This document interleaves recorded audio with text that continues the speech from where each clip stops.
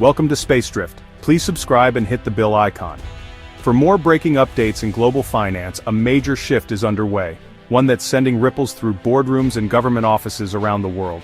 This shift could redefine not just how money moves, but also who holds power in the international system for decades to come. For years, the US and its allies have controlled the rails of the global economic system, with SWIFT at its core, a messaging network that connects over 11,000 financial institutions in more than 200 countries. Now, China has launched its own alternative, the Cross-Border Interbank Payment System, or CIPS, marking a bold step toward financial independence. CIPS is more than a technical upgrade. It's a strategic move designed to bypass American political pressure and economic sanctions, which have often been used as tools of influence. Built for international payments in yuan, CIPS gives nations a real alternative in how they conduct cross-border business, potentially shifting the global balance of power and challenging the dominance of the US dollar. Chinese leaders see reliance on SWIFT as a vulnerability, especially after witnessing US sanctions on countries like Iran and North Korea, which were effectively cut off from the global financial system. CIPS is China's financial shield, part of a broader strategy to promote the yuan, reduce dependence on the US dollar, and insulate itself from foreign pressure. The world is watching closely as this new system takes shape, with governments, banks, and investors all weighing the potential for CIPS to reshape the future of global finance and international relations. To understand CIPS, you need to know what it's challenging: SWIFT. SWIFT is a secure messaging network connecting over 11,000 banks in 200-plus countries, processing trillions in transactions daily. It's the backbone of global trade, enabling banks to communicate payment instructions securely and efficiently. SWIFT's ubiquity gives the US and its allies immense power. Access can be revoked as a tool of foreign policy. Officially neutral, SWIFT is still deeply influenced by Western interests, especially given the dollar's dominance. The US has pressured SWIFT to disconnect banks and countries as part of sanctions, making financial access a geopolitical weapon. This power has made other nations, especially China and Russia, wary of over-reliance on SWIFT. The risk of being cut off is a direct threat to national security and economic stability. That's why the search for alternatives like CIPS has become urgent. CIPS is fundamentally different from SWIFT. While SWIFT only sends payment messages, CIPS both transmits and settles transactions directly in yuan. This means money can move between banks entirely within CIPS, bypassing the US dollar system. Since its launch, CIPS has processed trillions in transactions, driven by China's Trade and Belt and Road Initiative. CIPS is state-backed, overseen by the People's Bank of China, giving Beijing direct control. For countries wary of US sanctions, this is a feature, not a bug. CIPS combines messaging and settlement, making cross-border payments faster and cheaper. Traditional payments are slow and costly. CIPS streamlines the process for yuan transactions. Its efficiency and insulation from Western pressure make it attractive for banks and businesses trading with China. CIPS is quickly becoming a real alternative for international finance. China's push for CIPS is part of a larger strategy: de-dollarization and economic independence. For decades, the global economy has run on the US dollar, giving America enormous influence. China wants to reduce this reliance, promoting the yuan as a true alternative for trade and reserves. CIPS is the infrastructure making this possible, helping other countries transact in yuan and eroding dollar dominance. This is a long-term game, but Beijing is playing it with patience and strategic vision. China is also reducing dependence on the US market, shifting toward domestic consumption and tech self-sufficiency. This internal pivot makes China less vulnerable to external shocks and foreign pressure.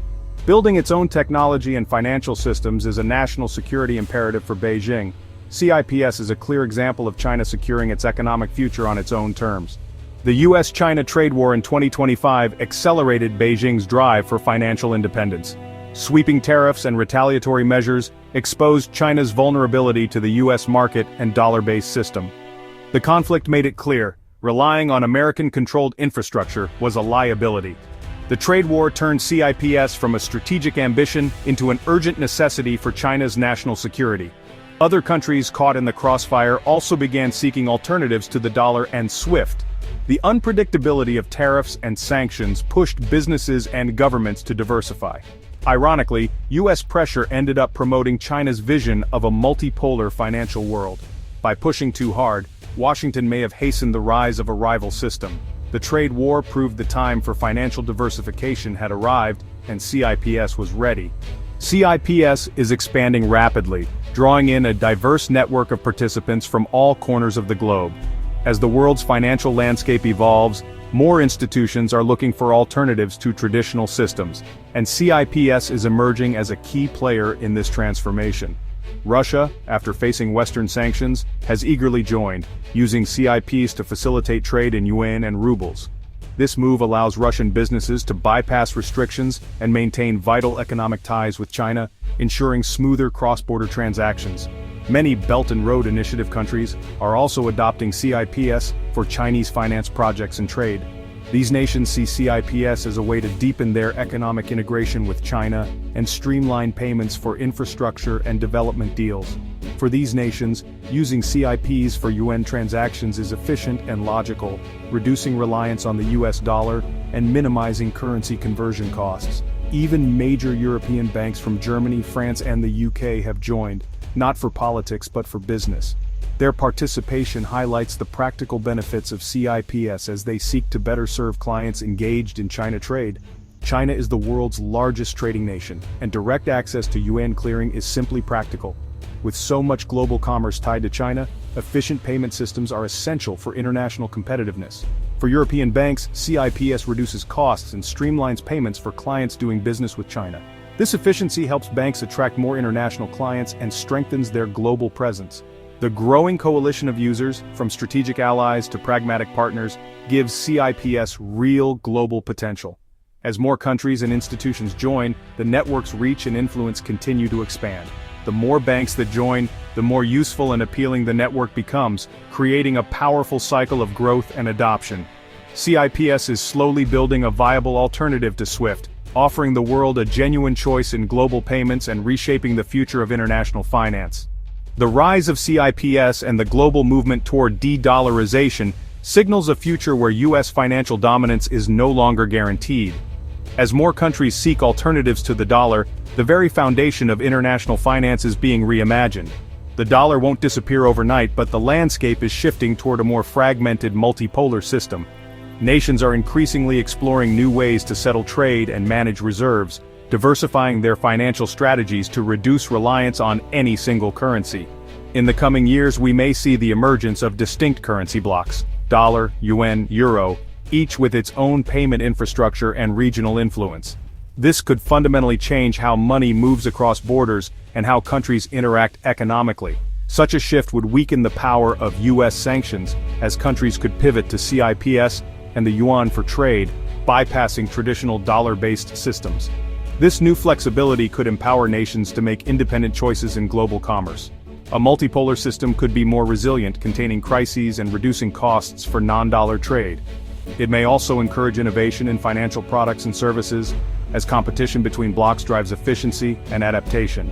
But it could also bring new complexities, with competing standards, regulatory challenges, and potential financial friction. Navigating this environment will require greater cooperation and adaptability from governments and businesses alike. For the yuan to become a true global reserve, China must build trust, open its markets, and ensure long-term stability. Only then can it rival the dollar's legacy and attract widespread international adoption. The world is at a crossroads. Choices made now by policymakers, financial institutions, and nations will shape the future of global finance for decades to come. The rise of CIPS is more than a technical shift. It's the start of a new era, where technology, policy, and global ambition intersect to redefine the rules of the game. The next chapter in global finance is just beginning, and its outcome will depend on how the world adapts to these profound changes.